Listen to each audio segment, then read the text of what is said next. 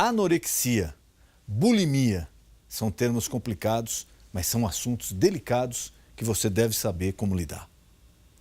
A nossa convidada de hoje é Rita de Cássia Calegari, ela é psicóloga. Daqui a pouquinho, no Ponto de Equilíbrio.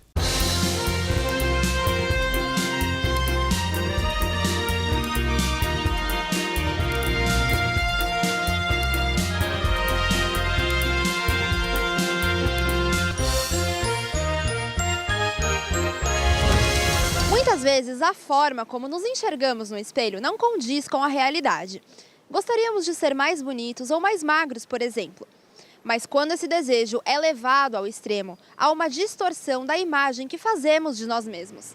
E a autoimagem distorcida pode ser a causa de alguns transtornos como bulimia ou anorexia. O maior desafio é convencer quem sofre deste mal a procurar um tratamento. Você sabe o que é bulimia ou anorexia? Eu sei que é transtorno alimentar, que as pessoas têm, umas se enxergam magras demais quando na verdade não estão. Bulimia é a pessoa que ela come, vomita e ela acaba não perdendo peso. E a anorexia é a pessoa que tem a imagem do corpo alterada e ela faz tudo para emagrecer, não come e vai emagrecendo. A bulimia geralmente ela não perde peso, e a anorexia sim. É a indução do vômito para emagrecer ou deixar de comer. É um transtorno alimentar. Bulimia é quando você vomita e a anorexia é quando você não tem apetite e vontade de comer. E você já sofreu ou conhece alguém que sofre de um desses transtornos? Não, só tive pacientes, porque eu sou endocrinologista. Não, nunca conheci ninguém. Não.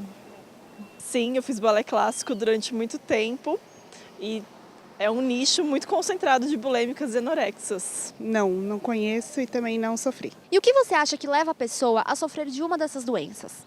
Na maioria das vezes eu creio que seja o bullying, né? O desejo de magreza excessivo, quando na realidade não existe essa finalidade em si, né? Eu acho que é a cobrança que ela vê que tem na sociedade, o padrão que aparece nas revistas, televisão, essas coisas. Geralmente são distúrbios de origem psicológica. Padrões de beleza, né? Impostos pela sociedade. A anorexia eu acho que um pouco de baixo astral, não sei. E a bulimia, eu acho que também. Acho que uma leva a outra. Rita de Cássia Calegari é coordenadora psicossocial do Hospital São Camilo. Atua na área de saúde há 20 anos, com experiência em atendimento psicológico clínico, programa de humanização, serviço de voluntariado, brinquedoteca, aulas com temas voltados à saúde e bem-estar e atendimento ao paciente hospitalizado, em especial aos pacientes terminais, vítimas de traumas ou doenças crônicas. É pós-graduada pela Escola de Enfermagem da USP, com obtenção do título de mestre em ciências com a dissertação intitulada Humanização da Assistência à Saúde na Percepção de Enfermeiros e Médicos de um Hospital Privado. Muito boa noite, meu amigo, minha amiga. O nosso encontro de final de noite, programa Ponto de Equilíbrio. E agora você está vendo passar aí na sua tela o nosso endereço, o endereço do nosso canal no YouTube. Lá você encontra todos os programas já veiculados. Ele é atualizado semanalmente. O programa é sempre feito pensando em você. E nessa noite é com imenso prazer que recebemos Rita de Cássia Calegari. Ela é psicóloga. Doutora, obrigado por ter aceito o convite. É um prazer recebê-la aqui. Obrigada. Eu que agradeço o convite. Vamos falar um pouquinho sobre esses dois temas. A gente batia um papo aqui antes, né? Anorexia e bulimia. São duas palavras já meio complicadas, mas que, infelizmente, parece que está ficando um pouco comum já, né, no vocabulário do brasileiro. Queria que a senhora desse uma explanação geral sobre isso, o que é, como funciona, como foi descoberto, as características. Tá. Tanto a bulimia como a anorexia, elas se caracterizam como distúrbios de imagem. No caso da anorexia, ela é um distúrbio alimentar muito grave, que tem uma prevalência nas mulheres. A maioria das pessoas que sofrem de anorexia são mulheres jovens. E hoje você dizia, né, que infelizmente isso está cada vez mais comum para a gente. A gente percebe... Desculpa, não se escutava isso há, sei lá, 10 anos atrás. Era raríssimo você escutar algum E hoje caso. É mais comum ainda que a gente perceba pacientes mais jovens, adolescentes e até mesmo crianças. A anorexia, ela se caracteriza como esse distúrbio de autoimagem e tem até algumas ilustrações em que mostram uma pessoa bem magrinha, olhando para o espelho e vendo, na verdade, no reflexo, não aquilo que ela é, uma pessoa magrinha, mas uma pessoa com sobrepeso. Então, isso é o distúrbio da autoimagem. A pessoa ela se enxerga de uma forma diferente do que na verdade ela realidade é. E é muito complicado para os familiares, porque normalmente mãe, irmãs, pais, eles costumam dizer, não, mas você está magra, o seu manequim é pequeno, você está abaixo do peso.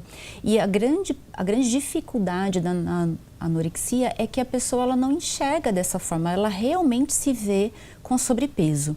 Isso faz com que ela tenha uma série de comportamentos que são bem complicados e até perigosos, como, por exemplo, ela para de comer. Ou então ela come bem pouquinho e já de imediato vai fazer ginástica, ou até mesmo usa laxantes, ou até induz a questão, né, do vômito, que pode ser, então aí a gente já começa a enveredar para o lado da bulimia. Mas eu acho que a grande diferença da anorexia para a bulimia é que na anorexia o paciente ele não consegue ver o real peso que ele tem, ele já está magro e continua imaginando que não está magro, que tem que emagrecer. E isso vai gerando um estado no corpo que às vezes beira inanição. Alguns pacientes são internados com baixíssimo peso, as mulheres param de menstruar. Então, o funcionamento do corpo, ele começa a entrar em perigo, porque você obviamente não tem a energia necessária, então o corpo não funciona. É o mínimo, né, para Exatamente. manter o corpo. Existem casos, inclusive, que os pacientes não conseguem depois recuperar o peso. Existiu uma cantora já um pouco mais antiga, que é a Linda Carpenter. Lembra dela, dos Carpenters? Ah, sim. Ela morreu. Sim, ela morreu de anorexia, ela não conseguiu recuperar. Ela morreu nova, né? Morreu nova, no auge da carreira, eu lembro porque dela. ela não uma moça bonita. Chegou num ponto que o corpo dela já não conseguiu ser resgatado da doença. Por isso que é tão importante o diagnóstico o mais rápido possível, o mais precoce possível, o tratamento. E a fome? Como é que, por exemplo, a senhora falou que a pessoa se enxerga de uma forma diferente, aí ela não come, ou ela come muito pouco. Mas e a fome? Como é que ela opera? É porque a tendência do corpo humano é regularizar, né? Ele vai procurar aquilo que está faltando. A fome, ela passa para o segundo plano para essas pessoas? Elas conseguem isolar? Como é feito?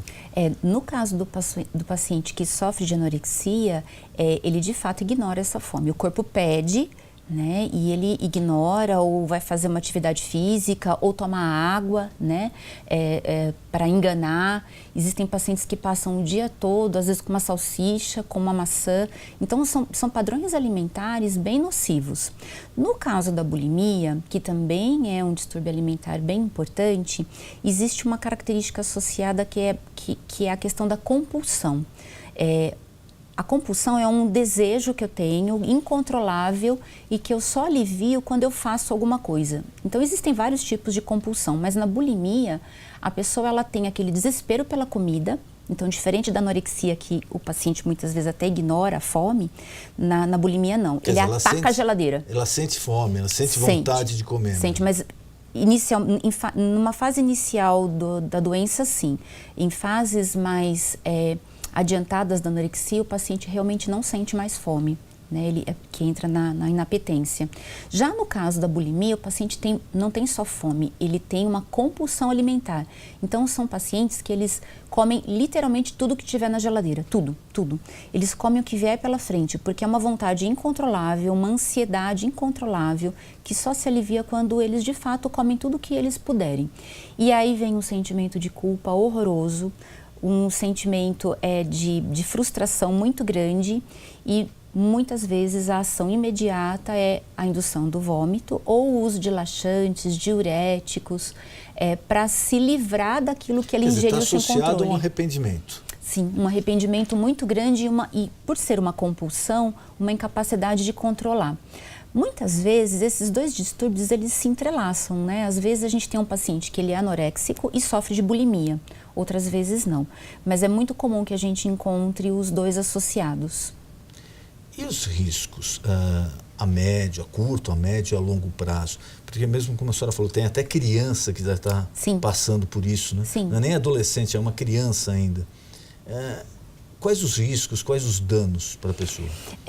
É importante salientar que no caso desses distúrbios alimentares, existem muitas vezes referências na família em relação à preocupação excessiva com o peso. A gente sabe que existem profissões, por exemplo, em que esses dois distúrbios são mais presentes. Profissões em que o ganho de peso ou a exigência por ser magro é muito acentuado, por exemplo, a aeromoça, modelo, o jockey, né, o que monta cavalo, como um atleta tem que ser pequeno e magro, e outras profissões em que dependam desse perfil mignon, pequenininho, né, magrinho, obviamente vai ter uma cobrança maior e vai ter uma chance maior da pessoa até para manter esse padrão, desenvolver algum distúrbio alimentar. E existe também uma relação familiar. Já se fala que em famílias onde um dos pais sofra de bulimia ou de anorexia, os filhos terão mais facilidade ou maior tendência a apresentar esses distúrbios do que numa criança cuja família não apresenta. Então, os riscos eles são muito grandes. Primeiro, do ponto de vista de desenvolvimento. Porque, obviamente, se eu não tenho um aspecto nutricional adequado, se eu não me alimento bem, vai faltar energia para o meu corpo se desenvolver, para o meu raciocínio se completar. Todo o nosso corpo precisa de energia e se a gente não tem uma determinada vitamina, uma determinada proteína no nosso organismo, isso vai acarretar um mau funcionamento dos nossos órgãos. E isso, num primeiro momento, pode ser facilmente corrigido, mas em se tornando algo crônico, eu posso passar a desenvolver uma série de doenças. No caso da bulimia em especial, como existe a questão do vômito provocado, a gente já percebe muitas vezes uma questão dos próprios dentes, né? Uma fragilidade nesse esmalte dos dentes, porque o que nós trazemos, né, de forma constante, se a gente vomitar a todo momento, então existe um ácido que vem do nosso estômago que digere os alimentos, que em contato, por exemplo, com o esmalte dos dentes vai fragilizar, pode provocar mais cáries, amarelamento. Então a gente vai ter problemas de, vamos dizer, um baixo impacto que seriam mais facilmente corrigidos, até problemas de saúde graves e que podem realmente fazer com que o paciente precise ficar hospitalizado, monitorado, muitas vezes 24 horas, porque ele pode, mesmo sendo orientado de que está fazendo algo nocivo, não conseguir controlar. Ele perde o autocontrole? Perde, infelizmente perde. Então, é por isso que o diagnóstico precoce é tão importante, para a gente evitar não só os danos à saúde, né, que pode afetar desde o funcionamento dos rins, a menina pode ter problemas para menstruar e para ter um ciclo, né, de fertilidade saudável. Porque é uma fase que o corpo tá se formando. Tudo, né? Exatamente. Então, queda de cabelo, enfraquecimento de unha, a visão pode ficar comprometida. Então, a gente precisa imaginar que o nosso corpo ele precisa de nutrientes, ele precisa de fato, para funcionar bem, de ter um bom combustível, e se a gente tira esse combustível, óbvio que num primeiro momento o organismo ele vai buscar nas suas reservas, né? Chega uma hora que não tem de onde tirar essas reservas e aí de fato o corpo passa a sofrer, né? E até mesmo problemas de aprendizagem, de desenvolvimento cognitivo podem acontecer. Concentração, creio que exatamente, tudo, né? Exatamente, porque o cérebro passa a não ter os nutrientes necessários para o seu bom funcionamento também. E quais os alertas, de repente, para os pais que notam que já existe alguma coisa, mas não tem ciência da gravidade? Quais os sintomas que aí a criança ou adolescente apresentam que o pai deve ficar atento? Acho que primeiro os pais devem ficar atentos se eles próprios têm uma preocupação excessiva com o peso, porque isso a gente já sabe que pode ser um fator predisponente. Então, se eu como mãe, né, ou como pai, eu estou excessivamente preocupada com o meu peso, eu já tenho que ter essa consciência de que isso pode reverberar na cabecinha dos meus filhos de uma forma nociva. E aí eu preciso primeiro cuidar de mim, né? Entender que sim, se eu preciso emagrecer ou eu preciso fazer atividade física, mas que tudo isso deve ser com acompanhamento médico, de forma saudável, com moderação, visando saúde e não só estética. Então primeiro começa daí. E alguns comportamentos podem dar uma dica para os pais de, opa, tem uma coisa que pode não estar legal. Primeiro, os próprios filhos estarem super preocupados com o peso. E eles vão dizer isso, né? Ainda mais se for adolescente, então eles vão comentar, eu não vou comer, ganha de repente, né, um chocolate ou ganha alguma coisa muito gostosa, não, eu não vou comer. E os pais perceberem que ele começa a rejeitar alimentos. A hora das refeições é um momento muito importante e esse é um hábito que hoje a gente percebe cada vez menos comum nas famílias, né? Cada um come num horário. Ou pior, às vezes até no mesmo horário, mas em ambientes diferentes. Exatamente. Um leva para o quarto, outro para a sala, outro vai para o escritório. Então o ideal legal é que a gente tem algumas refeições em família, justamente para os pais poderem observar. Então, o jovem, né, o jovem adulto, o adolescente, quando eles têm problemas alimentares, eles bagunçam muito a comida, disfarça, mas não come, né, começa a colocar menos comida, cada vez menos comida no prato. Eles não comem nada. Não é que eles dão preferência a um tipo de comida.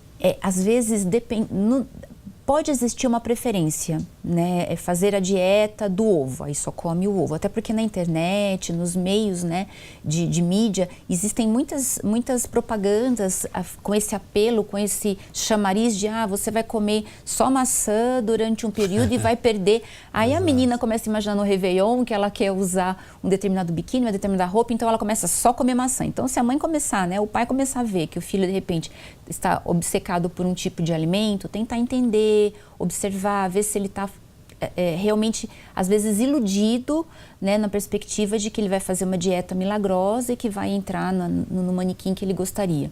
Então, isso tem muito e os pais devem ficar atentos. Os próprios grupos, né, hoje em dia, nas mídias sociais, os pais, a gente recomenda, especialmente no caso de crianças e adolescentes, que os pais, obviamente, é importante que exista a liberdade do jovem, mas os pais podem também olhar de vez em quando o que esse filho posta, o que ele comenta, que grupos ele está curtindo, né? E às vezes nesses grupos, existem grupos que nos chamam a atenção de uma forma perigosa, né? Justamente grupos que falam de anorexia, que falam de bulimia, que valorizam, né, essa magreza excessiva. Então os pais devem ficar atentos a esses tipos de comentários dos seus filhos nas mídias sociais. Os amigos, propriamente dito, né? Se existem, com quem eles se relacionam, qual é o assunto. Então é bacana, no caso de jovens e adolescentes, que os pais permitam que eles venham em casa, né? Olha, faz aí um cine-pipoca, né, em casa, com os seus amigos. É importante trazer os adolescentes para dentro de casa para os pais justamente poderem olhar, né? Ver o que eles conversam, o que eles vão pedir para comer, ou se não vão pedir nada, né? Seria estranho um grupo de jovens reunido na sua casa e não pedirem nada para comer, uma pizza, alguma coisa assim, e ficarem só conversando e não comendo nada, ou tomando só uma... É estranho, né? Normalmente o adolescente gosta de comer, e inclusive até às vezes comidas que não são tão saudáveis. Então, esse tipo de comportamento, não querer frequentar, por exemplo, as reuniões familiares. A gente se aproxima, né, muitas vezes de festas que são tradicionalmente marcadas pelo excesso de comida, né, pela fartura da comida. E aí, de repente, você fica de olho, não pega nada interessa, não gosta de nada. Ou então come muito, e aí, de repente, sai rápido da mesa, porque aí e vai para o banheiro. Então, isso pode ser um indicativo de que está indo provocar, né, de repente, um vômito. Uma adolescente, não faz muito tempo, eu vi essa matéria na internet, que ela inclusive faleceu. E as últimas postagens dela, assim, das últimas semanas de vida ali, era assim, ela comentava alguma coisa, olha, eu comi um pedaço de pizza, já levantei para pôr para fora. Exatamente. Ela falando doentio, com as amigas, né, sobre isso. Né? É doentio. A gente, às vezes, a grande dificuldade que eu acho que os pais devem sentir como um todo é que em que ponto que aquele comportamento virou um grande problema, né? É do mesmo jeito que nós não vamos dormir pesando 50 quilos e a gente acorda no dia seguinte pesando 80, isso não existe. A gente engorda grama por grama. Do mesmo jeito, os distúrbios de ordem mental ou emocional, eles também não acontecem do dia para a noite, salvo algumas exceções muito traumáticas. Mas, em via de regra, a gente observa que o jovem começa com pequenos sinais, com pequenos sintomas, com pequenas manias, né? Muitas vezes, inclusive, toleráveis. E aquilo vai ficando cada vez mais consistente, até que, em determinado momento, os pais, se assustam, porque percebem que aquilo que parecia pequeno já se transformou em algo muito grande. Assim como nós, quando exageramos, não cuidamos da nossa saúde, um dia a gente olha na foto e fala, nossa, como eu engordei. Né? Deixa eu fechar a boca. Como eu era magro, né? Nossa, como eu mudei, né? Então, às vezes, nós não temos essa consciência diária ou tão constante. Às vezes, a gente toma um choque.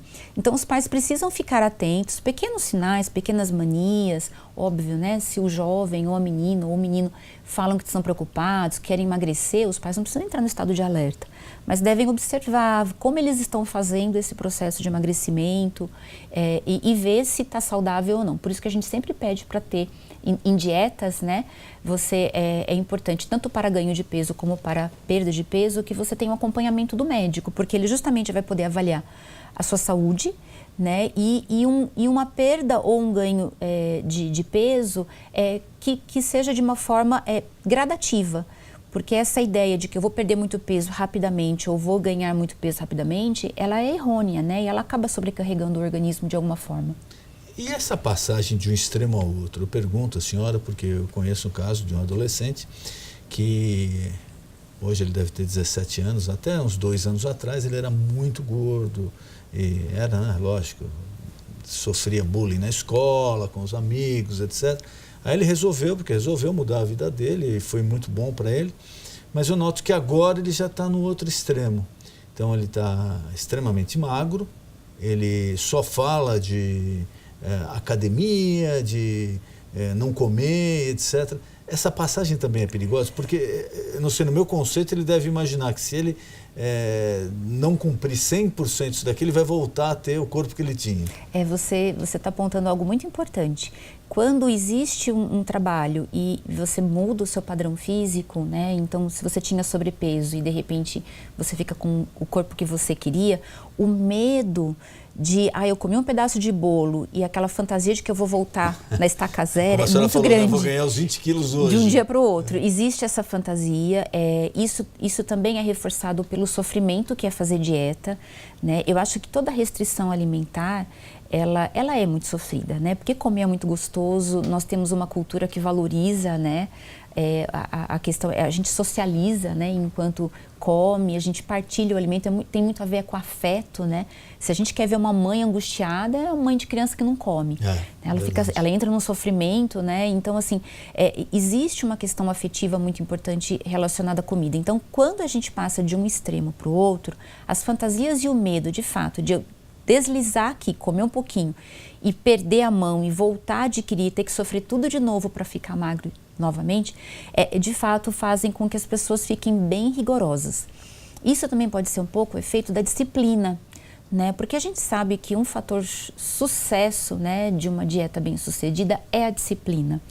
E a pessoa disciplinada pode ficar um pouco mais chata, né, mais cri-cri, mais exigente, não aceitar tão facilmente mas tem que sair da disciplina. Porque sem disciplina é impossível. Pelo menos assim, um tratamento a longo prazo, né? E normalmente dieta é ao longo prazo, né? É uma coisa para a vida toda.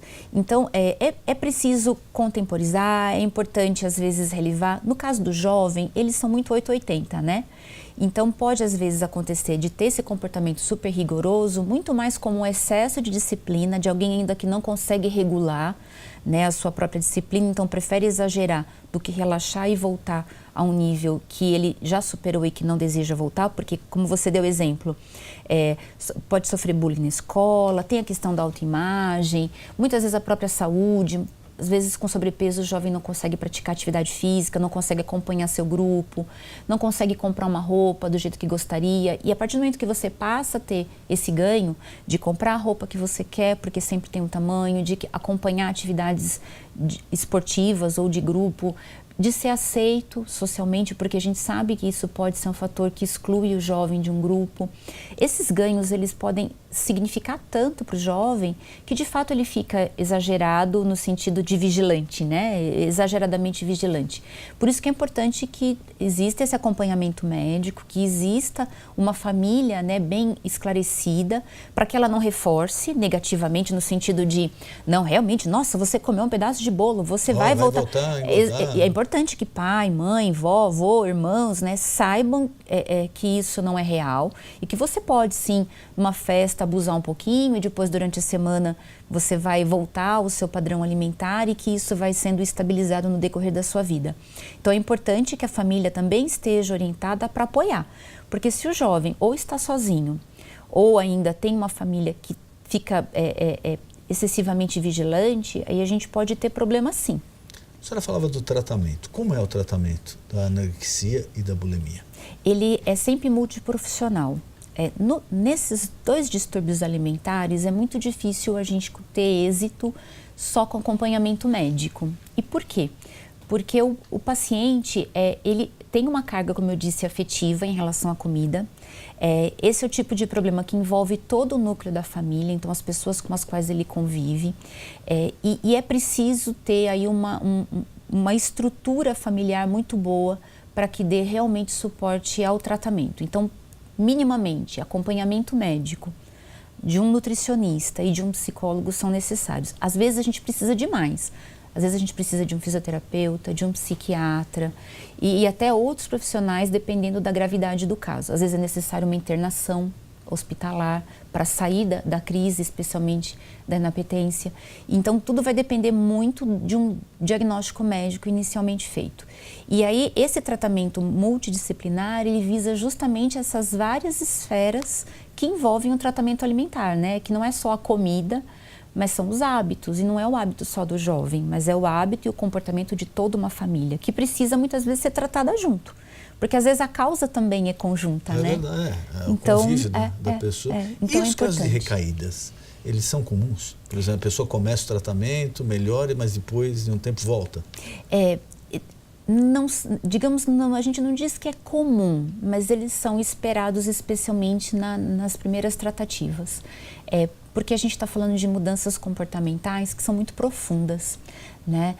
E se a gente parar para pensar na alimentação como uma compulsão, né, especialmente no caso da bulimia, que é uma compulsão, e que eu tenho uma compulsão alimentar que eu não controlo, e aí depois que eu faço toda aquela ingesta, eu provoco a eliminação desse excesso, ou através do vômito, ou laxante, diurético, eu estou dizendo de uma compulsão. Então, a compulsão, ela marca outras doenças, digamos assim, que são caracterizadas por essa dificuldade de controle, como o alcoolismo, a adição a drogas, as compras, os jogos, né? Na raiz desses problemas de saúde que afetam toda uma estrutura familiar, nós temos uma compulsão incontrolada, né? Então, assim como nessas outras doenças, a gente sabe que tem que ser todos os dias para o resto da vida, no caso da alimentação também, né? E aí, que fases que são mais complicadas, né? Fases em que você tem algum desarranjo da vida da pessoa. Então, vamos imaginar, no caso... Um fator externo ali. Isso. Está no meio do tratamento, aí desmanchou o namoro. Está indo super bem, já está há 2 anos tratado, 3 anos. Terminou o namoro, não está lidando bem com esse término. Ou... a sua carreira, um parente querido, ou mesmo uma decepção, por exemplo, no trabalho, né? Houve um desligamento, uma frustração muito grande, ou sentiu de alguma forma muito frustrado com uma situação que faz parte da vida, né? Quem nunca sofreu por amor, quem nunca teve um problema no trabalho, quem nunca teve um deslize, né? Na sua vida, faz parte. Só que essas pessoas, elas podem ficar mais fragilizadas e no momento de fragilidade emocional, nós voltamos para aquele comportamento que muitas vezes pode ser destrutivo, né? Então, às vezes, coisas muito pequenas, eu volto a roer unha, né? Então, tem gente que roe unha, não roo unha, mas se tiver um problema, volta a roer a unha, né? Ou então, tenho insônia, eu tenho dor de estômago. Nós temos, né, formas de somatizar os nossos sofrimentos.